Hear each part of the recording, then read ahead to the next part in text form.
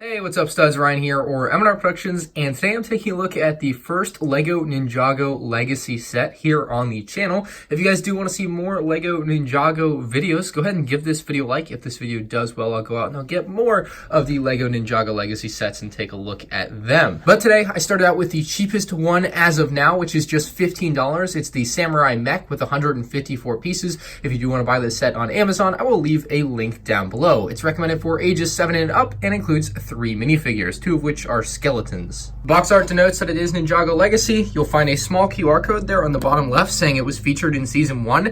However, I did look it up with the LEGO Life app and I was unable to find anything. It just said it's not a LEGO QR code. So I have no idea what you're supposed to use to scan that QR code. If you guys have any idea or do know for sure, leave it in the comment section down below. The rest of the box doesn't really feature anything crazy. You of course have Naya here on a very large side of the box. Find the flip side of the box. I like the way they kind of carry the box art over to the side. That's just kind of a nice little detail. You of course have the thumb tab on this box, and on the back side you're going to see a bunch of the features of the set as well as where it was shown in Season 1 there. That's the mech up there. So this one's a real throwback for those of you that have been Ninjago fans for a long time. Let's take a look at the figures included in the set. Our first minifigure here is Naya. She is Samurai X, as it says on the Lego.com description. She is obviously a samurai warrior, and she has a very neat and unique look to her. A lot of reds on this particular minifigure. The brighter red, of course, used for the armor pieces, and then some darker red on the arms and legs. Kind of interesting use of the different reds there. She, of course, has the black samurai helmet, and then gold little horns or whatever they're supposed to be on top. You can remove the helmet to reveal her complete face there, which has a nice look to it with the, of course, feminine lips and everything. You flip it around back, you'll find a second facial expression, which isn't all that different from the first one. Like, kind of shockingly so. They might, like, I don't even know if I can draw any differences. Maybe there's like a little extra wrinkle in between the eyebrows, but there is not much going on different between those two faces. So that's like one of the smallest differences I've ever seen. The armor piece is just very simply like this. I don't know, nothing crazy. It just goes on to the torso.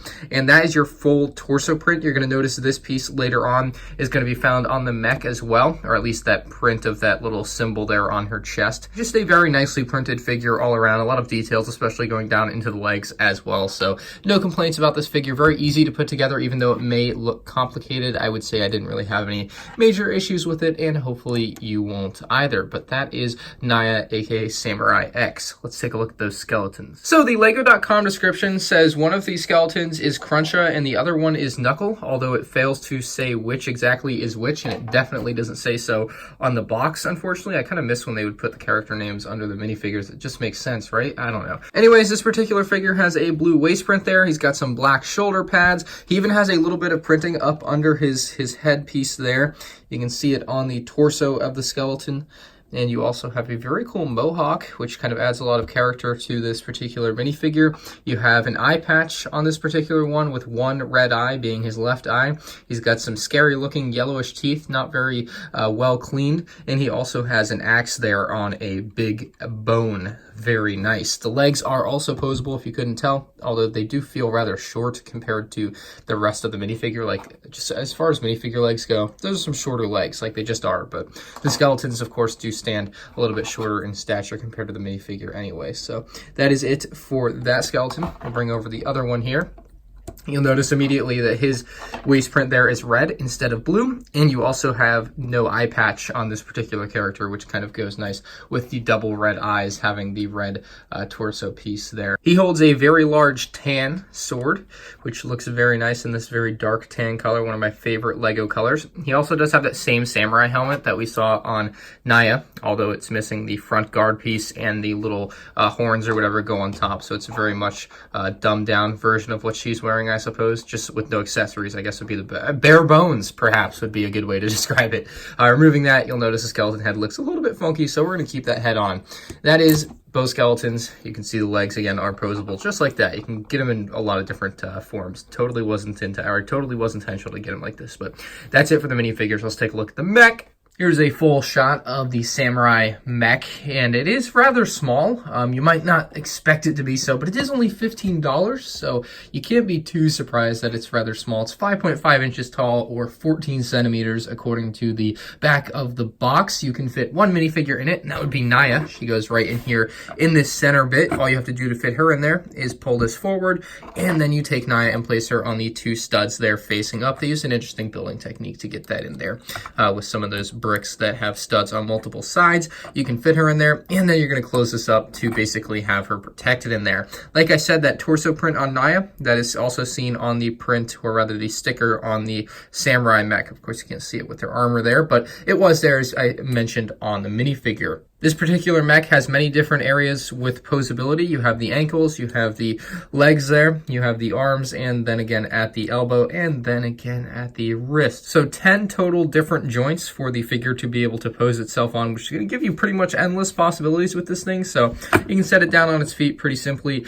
It has very nice wide feet, which allow it to stand without much issue of falling over. You don't really have to worry too much about this thing falling over, which is very nice. The arms in particular have this very nice little cheese slope design, which makes it look like it's kind of armored up, which I do like. You also have a couple of gold swords on the left hand with a clip there for it to hold whatever, and then a very large gray, gunmetal gray sword on the right hand with no other like clip to hold anything. But I suppose you could put that sword in that hand and then have a free hand, which would be kind of cool as well. These shoulder pads are very simple designs with nice little sticker prints on there.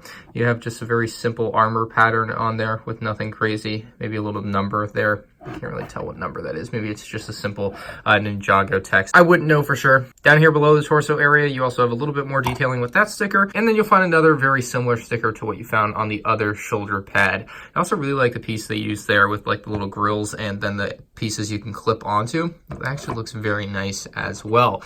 Now, you have a little Ninjago Samurai Mech flag there, which kind of looks like a pirate skull and crossbones, except it's like a samurai helmet with cross swords. It's the same on both sides there, so that's nice. And you do have a couple of stud shooters, which obviously if you don't know how stud shooters work, you're probably not a real Lego fan, but that's okay. I'm here to educate you about how stud shooters work. So if you want to shoot your stud shooter, you just push down on this back bit. It's going to shoot off the stud just like that. To reload it, you simply take the stud and push it back in until you hear it snap in. These are posable, so you can turn them with about 90, maybe a little bit over 90 degrees of movement there. So you get some nice different angles on the stud shooters to be able to shoot down your skeleton foe, which would be tough to hit with the way they're angled, because the skeletons would obviously be down on the ground, way down there, and the stud shooters obviously are angled towards the sky, so you're gonna have a tough time hitting them, which could be fun as you try to launch them and get the right angle for it to fall right onto the skeleton there. It could work, but it just depends on if you're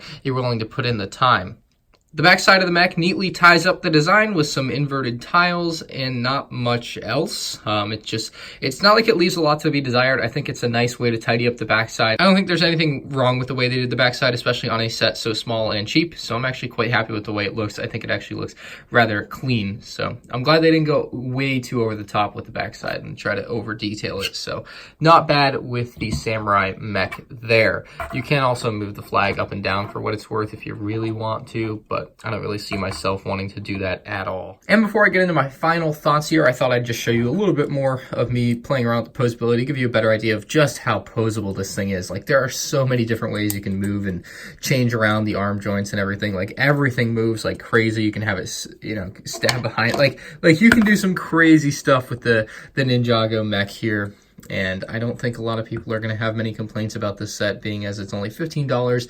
It's neat, it's cute, it works well. Overall, I'm going to give this set an 8 out of 10. I'm very happy with my first LEGO Ninjago Legacy set. I think this is a very cute build. It's got a lot of fun poseability. You have a couple of nice little features, some nice prints on the minifigures, and you can't really go wrong with this one for younger kids. I think they would have a lot of fun with this. LEGO obviously going very big and making a lot of mech sets in the recent years, and this is no exception. This might be the cheapest cheapest mech Lego has ever made that isn't a polybag. Someone can fact check me on that, but I might be right in saying that. This is a very cheap Lego mech, and I'm actually surprised with what they were able to come up with for just $15. If you like the set, you can buy it with the link to Amazon down below in the description. If you want to check out my speed build of the Samurai Mech, you can check that out with a link in the description as well to my M&R Builds channel. If you did enjoy the video and want to see more Lego Ninjago Legacy set videos and set reviews, let me know with a comment and a like on the video. That's all I have for you guys in this one, and I'll see you guys in the next video. Peace out.